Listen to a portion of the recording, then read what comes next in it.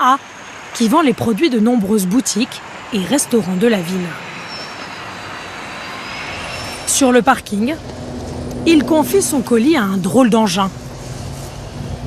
Un drone de livraison, capable de transporter jusqu'à 3 kilos de marchandises sur une distance de 10 km. À cause de la circulation. Alors que par là, nous mettons à peine 3 minutes, c'est beaucoup plus rapide avec le drone. Et ça coûte au moins moitié moins cher qu'en voiture.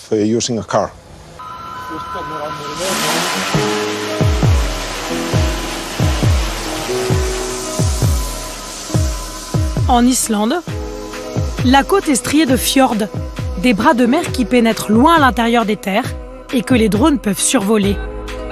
Ce matin, le vol ne dure que 3 minutes 30. Il arrive, il est là.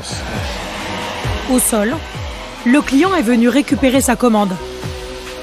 Pour l'instant, un opérateur doit être présent à l'atterrissage pour éviter les accidents.